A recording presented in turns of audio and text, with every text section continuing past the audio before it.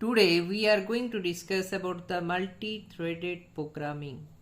The process model in this chapter assumed that a process was an executing program with a single thread of control. Virtually all modern operating systems, however, provide features enabling a process to contain multiple threads of control. In this chapter, we introduce many concepts associated with multi-threaded computer systems, including a discussion of the APIs for the P threads, Windows, Java threads, libraries. We look at a number of issues related to multi-threaded programming and its effect on the design of operating systems. Finally, we explore how the Windows and Linux operating systems support threads at the kernel level.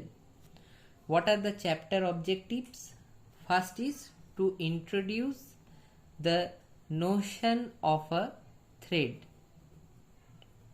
Notion of thread. Okay, a fundamental unit of CPU utilization that forms the basis of multi-threaded computer systems.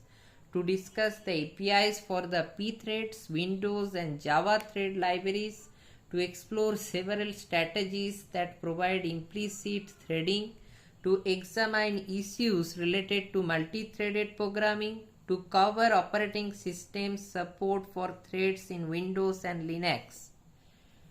Okay, so now we are going to give the overview. A thread.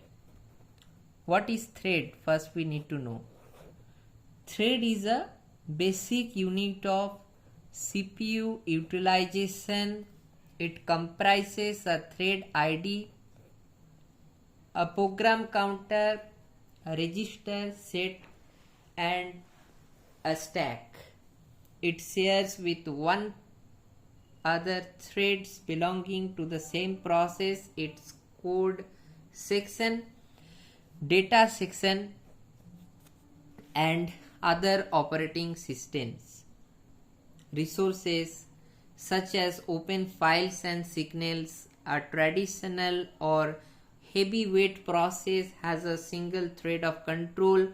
If a process has multiple threads of control, it can perform more than one task at a time. And some figures we can discuss where it will be illustrates the difference between a traditional single threaded process and also the multi-threaded process. Now, where will be the motivation? Most software applications that run on modern computers are multi-threaded.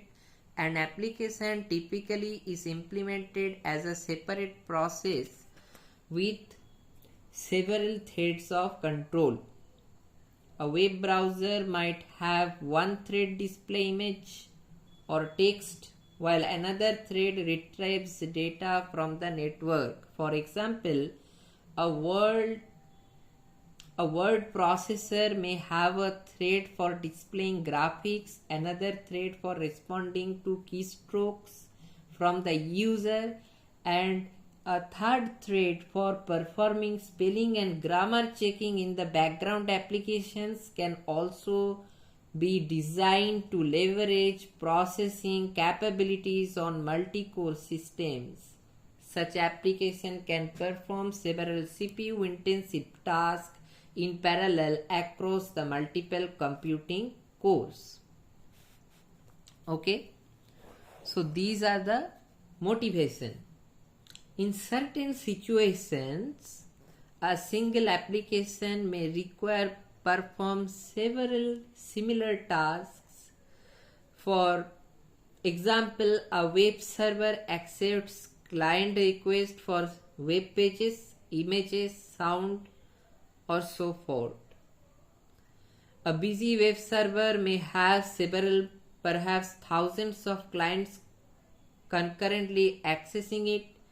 If the web server ran as a traditional single-threaded process, it would be able to service only one client at a time, and client might have to wait a very long time for its requests to be serviced. So these are the things we have covered today. First is multi-threaded programming, notion of thread, overview, thread, CPU, ID, single motivation. These are the things. Thanks for watching this video. Like and subscribe.